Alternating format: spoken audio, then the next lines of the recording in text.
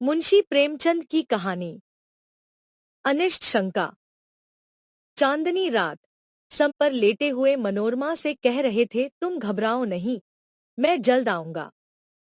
मनोरमा ने उनकी ओर कातर नेत्रों से देखकर कहा, मुझे क्यों नहीं लेते चलते?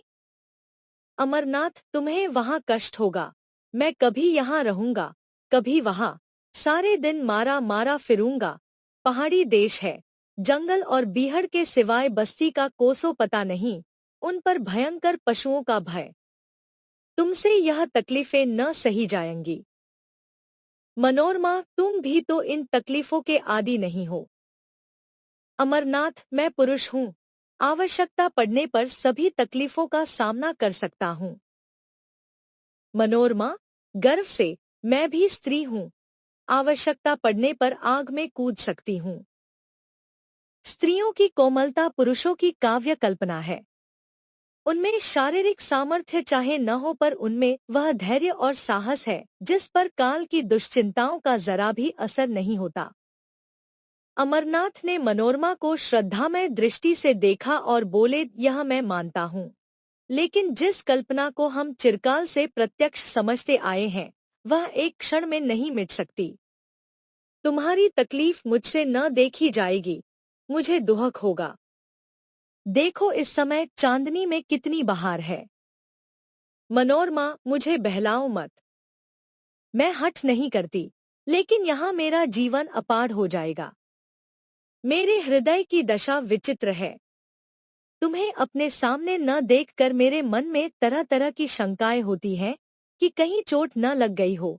शिकार खेलने जाते हो तो डरती हूँ कहीं घोड़े ने शरारत न की हो। मुझे अनिष्ट का भय सदैव सताया करता है। अमरनाथ, लेकिन मैं तो विलास का भक्त हूँ। मुझ पर इतना अनुराग करके तुम अपने ऊपर अन्याय करती हो।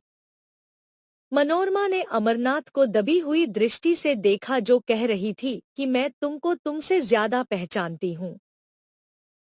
बुंदेलखंड में भीषण दुर्भिक्ष था। लोग वृक्षों की छालें छील छील कर खाते थे। क्षुधा पीड़ा ने भक्षा भक्ष्य की पहचान मिटा दी थी। पशुओं का तो कहना ही क्या, मानव संतानें कौड़ियों के मोल बिकती थी। पादरियों की चढ़ बनी थी। उनके अनाथालयों में नित्य गोल के गोल बच्चे भेड़ों की भांति हाके जाते थे। माँ की ममता मुट्ठी भर अनाज पर कुर्बान हो जाती। कुंवर अमरनाथ काशी सेवा समिति के व्यवस्थापक थे। समाचार पत्रों में यह रोमांचकारी समाचार देखे तो तड़प उठे। समिति के कई नवयुवकों को साथ लिया और बुंदेलखंड जा पहुंचे। मनोरमा को वचन दिया कि प्रतिदिन पत्र लिखेंगे और यथासंभव जल्द लौट आएंगे। एक सप्ताह तक तो उन्होंने अपना वचन पालन किया, लेकिन शनैः शनैः पत्रों में विलंब होने लगा। अक्सर इलाके डाकघर से बहुत दूर पड़ते थे। यहाँ से नित्य प्रति पत्र भेजने का प्रबंध करना दुस्साध्य था। मनोरमा वियोग दुहक से विकल रहने लगी। वह अव्यवस्थित दशा में उदास बैठी रहती, कभी नीचे आती, कभी ऊपर जाती, कभी बाग में जा बैठती। जब तक पत्र न आ जाता वह इसी भांति व्यग्र रहती। पत्र मिलते ही सूखे धान में पानी पड़ जाता। लेकिन जब पत्रों के आने में देर होने लगी तो उसका वियोग विकल हृदय अधीर हो गया। बार बार पछताती कि मैं नाहक उनके कहने में आ गई, मुझे उनके साथ जाना चाहिए था। उसे किताबों से प्रेम था, पर अब उनकी ओर ताकने का भी जी न चाहता। विनोद की वस्तुओं से उसे अरुचि सी हो गई। इस प्रकार एक महीना गुजर गया।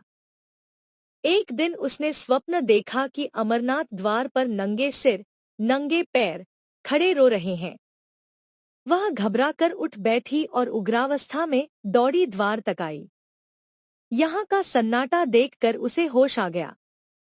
उसी दम मुनीम को जगाया और कुंवर साहब के नाम तार भेजा, किंतु जवाब न आया।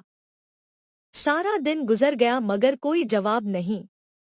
दूसरी रात भी गुजरी लेकिन जवाब का पता न था। मनोरमा निर्जल, निराहार, मूर्छित दशा में अपने कमरे में पड़ी रहती। जिसे देखती उसी से पूछती, जवाब आया? कोई द्वार पर आवाज देता तो दौड़ी जाती और पूछती, कुछ जवाब आया? उसके मन में विविध शंकाएं उठतीं, लौंडियों से स्वप्न का आशय पूछती। स्वप्नों के कारण और विवेचना पर कई ग्रंथ पढ़ डाले, पर कुछ रहस्य न खुला। लौंडिया उसे दिलासा देने के लिए कहती, कुंवर जी कुशल से हैं। स्वप्न में किसी को नंगे पैर देखें तो समझो वह घोड़े पर सवार है। घबराने की कोई बात नहीं। लेकिन रमा को इस बात से तस्कीन न होती। उसे तार के जवाब की रट लगी हुई थी, यहाँ तक कि 4 दिन गुजर गए। किसी मोहल्ले में मदारी का आ जाना बालवृंद के लिए एक महत्व की बात है। उसके डमरू की आवाज में खोचे वाले की क्षुधावर्धक ध्वनि से भी अधिक आकर्षण होता है। इसी प्रकार मोहल्ले में किसी ज्योतिषी का आ जाना मार्के की बात है। एक क्षण में इसकी खबर घर घर फैल जाती है। सास अपनी बहू को लिए आ पहुंचती है, माता भाग्यहीन कन्या को लेकर आ जाती है। ज्योतिषी जी दुख सुख की अवस्थानुसार वर्षा करने लगते हैं। उनकी भविष्यवाणियों में बड़ा गूढ़ रहस्य होता है। उनका भाग्य निर्णय भाग्य रेखाओं से भी जटिल और दुष्ग्राह्य होता है। संभव है कि वर्तमान शिक्षा विधाता ने ज्योतिष का आदर कुछ कम कर दिया हो, पर ज्योतिषी जी के माहात्म्य में जरा कमी नहीं हुई। उनकी बातों पर चाहे किसी को विश्वास न हो, पर सुनना सभी चाहते हैं। उनके एक एक शब्दों में आशा और भय को उत्तेजित करने की शक्ति भरी रहती है। विशेषतः उसकी अमंगल सूचना तो वज्रपात के तुल्य है, घातक और दग्धकारी। तार भेजे हुए आज 5वां दिन था कि कुंवर साहब के द्वार पर एक ज्योतिषी का आगमन हुआ। तत्काल मोहल्ले की महिलाएं जमा हो गईं। ज्योतिषी जी भाग्य विवेचना करने लगे, किसी को रुलाया, किसी को हंसाया। मनोरमा को खबर मिली। उन्हें तुरंत अंदर बुला भेजा और स्वप्न का आशय पूछा। ज्योतिषी जी ने इधर उधर देखा, पन्ने के पन्ने उल्टे, उंगलियों पर कुछ गिना, पर कुछ निश्चय न कर सके कि क्या उत्तर देना चाहिए। बोले, क्या सरकार ने यह स्वप्न देखा है? मनोरमा बोली, नहीं, मेरी सखी ने देखा है। मैं कहती हूँ, यह अमंगल सूचक है। वह कहती है, मंगलमय है। आप इसकी क्या विवेचना करते हैं? ज्योतिषी जी फिर बगले झांकने लगे। उन्हें अमरनाथ की यात्रा का हाल न मालूम था और न इतनी मोहलत ही मिली थी कि यहाँ आने के पूर्व वह अवस्था ज्ञान प्राप्त कर लेते जो अनुमान के साथ मिलकर जनता में ज्योतिषी के नाम से प्रसिद्ध है। जो प्रश्न पूछा था उसका भी कुछ सूत्र सूचक उत्तर न मिला। निराश होकर मनोरमा के समर्थन करने ही में अपना कल्याण देखा।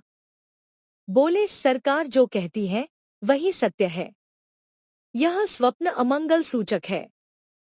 मनोरमा खड़ी सितार के तार की भंती थर थर कांपने लगी। ज्योतिषी जी ने उसे अमंगल का उद्घाटन करते हुए कहा, उनके पति पर कोई महान संकट आने वाला है, उनका घर नाश हो जाएगा, वह देश विदेश मारे मारे फिरेंगे। मनोरमा ने दीवार का सहारा लेकर कहा, भगवान मेरी रक्षा करो, और मूर्छित होकर जमीन पर गिर पड़ी। ज्योतिषी जी अब चेते, समझ गए कि बड़ा धोखा खाया। आश्वासन देने लगे, आप कुछ चिंता न करें, मैं उस संकट का निवारण कर सकता हूँ। मुझे एक बकरा, कुछ लौंग और कच्चा धागा मंगा दे। जब कुंवर जी के यहाँ से कुशल समाचार आ जाए तो जो दक्षिणा चाहे दे दें। काम कठिन है, पर भगवान की दया से असाध्य नहीं है। सरकार देखे, मुझे बड़े बड़े हाकिमों ने सर्टिफिकेट दिए हैं। अभी डिप्टी साहब की कन्या बीमार थी, डॉक्टरों ने जवाब दे दिया था। मैंने यंत्र दिया, बैठे बैठे आंखें खुल गईं। कल की बात है, सेठ चंदूलाल के यहाँ से रोकड़ की एक थैली उड़ गई थी। कुछ पता न चलता था। मैंने सगुन विचारा और बात की बात में चोर पकड़ लिया।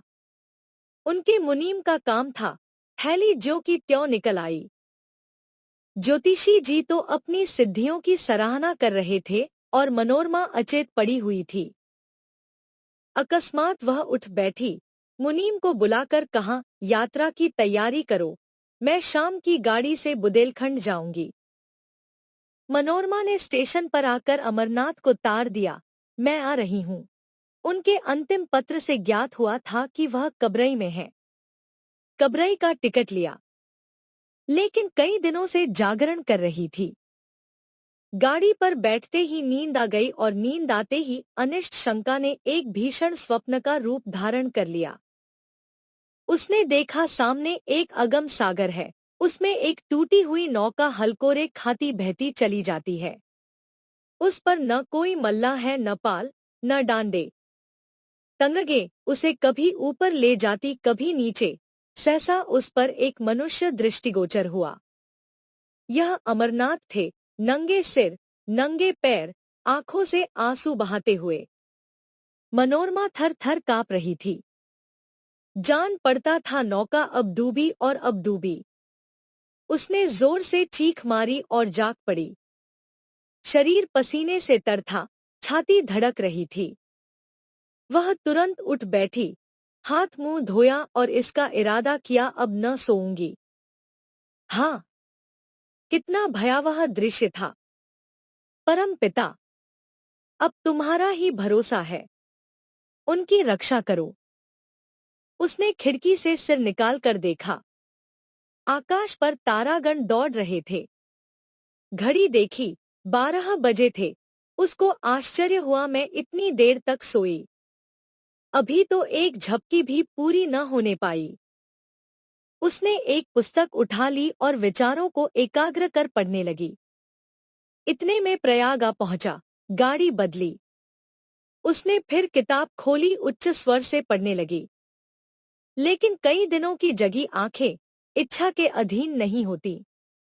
बैठे बैठे झपकियां लेने लगी, आंखें बंद हो गईं और एक दूसरा दृश्य सामने उपस्थिति हो गया।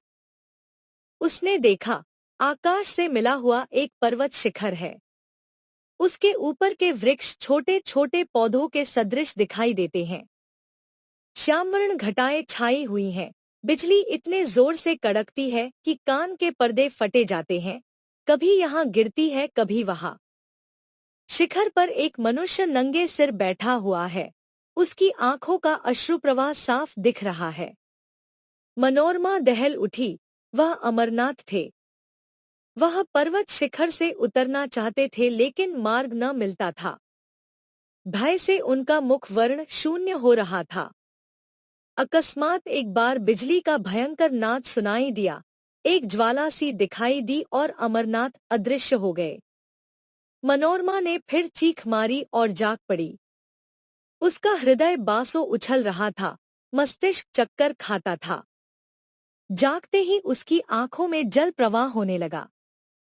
वह उठ खड़ी हुई और कर जोड़कर ईश्वर से विनय करने लगी, ईश्वर, मुझे ऐसे बुरे बुरे स्वप्न दिखाई दे रहे हैं, न जाने उन पर क्या बीत रही है। तुम दीनों के बंधु हो, उन पर दया करो। मुझे धन और संपत्ति की इच्छा नहीं, मैं झोपड़ी में खुश रहूंगी। मैं केवल उनकी शुभकामना रखती हूँ। मेरी इतनी प्रार्थना स्वीकार करो। वह फिर अपनी जगह पर बैठ गई। अरुणोदय की मनोरम छटा और शीतल सुखद समीरण ने उसे आकर्षित कर लिया। उसे संतोष हुआ, किसी तरह रात कट गई, अब तो नींद न आएगी। पर्वतों से मनोरम दृश्य दिखाई देने लगे। कहीं पहाड़ियों के भेड़ों के गल्ले, कहीं पहाड़ियों के दामन में मृगों के झुंड, कहीं कमल के फूलों से लहराते सागर। मनोरमा एक अर्धस्मृति की दशा में इन दृश्यों को देखती रही। लेकिन फिर न जाने कब उसकी अभागी आंखें झपक गईं। उसने देखा, अमरनाथ घोड़े पर सवार एक पुल पर चले जाते हैं। नीचे नदी उमड़ी हुई है, पुल बहुत तंग है, घोड़ा रह रहकर बिचकता है और अलग हो जाता है। मनोरमा के हाथ पांव फूल गए। वह उच्च स्वर से चिल्लाकर कहने लगी, घोड़े से उतर पड़ो, घोड़े से उतर पड़ो। यह कहते हुए वह उनकी तरफ झपटी, आंखें खुल गईं। गाड़ी किसी स्टेशन के प्लेटफॉर्म से सनसनाती चली जाती थी। अमरनाथ नंगे सिर, नंगे पैर प्लेटफॉर्म पर खड़े थे। मनोरमा की आंखों में अभी तक वही भयंकर स्वप्न समाया हुआ था। कुंवर को देखकर उसे भय हुआ कि वह घोड़े से गिर पड़े और नीचे नदी में फिसला चाहते हैं। उसने तुरंत उन्हें पकड़ने के लिए हाथ फैलाया और जब उन्हें न पा सकी तो उसी सुषुप्तावस्था में उसने गाड़ी का द्वार खोला और कुंवर साहब की ओर हाथ फैलाए हुए गाड़ी के बाहर निकल आई। तब वह चौंकी, जान पड़ा किसी ने उठाकर आकाश से भूमि पर पटक दिया। जोर से एक धक्का लगा और चेतना शून्य हो गई। वह कबरई का स्टेशन था। अमरनाथ तार पाकर स्टेशन पर आए थे, मगर यह डाक थी, वहां न ठहरती थी। मनोरमा को हाथ फैलाए गाड़ी से गिरते देखकर वह हा हा करते हुए लपके, लेकिन कर्मलेख पूरा हो चुका था। मनोरमा प्रेमवेदी पर बलिदान हो चुकी थी। इसके तीसरे दिन वह नंगे सिर नंगे पैर भग्नहृदय घर पहुंचे। मनोरमा का स्वप्न सच्चा हुआ। उस प्रेमविहीन स्थान में अब कौन रहता? उन्होंने अपनी संपूर्ण संपत्ति काशी सेवा समिति को प्रदान कर दी और अब नंगे सिर नंगे पैर विरक्त दशा में देश विदेश घूमते रहते हैं। ज्योतिषी जी की विवेचना भी चरितार्थ हो गई। समाप्त। कहानी आपको कैसी लगी? लाइक या अनलाइक करें, कमेंट करें, मित्रों को शेयर करें। धन्यवाद।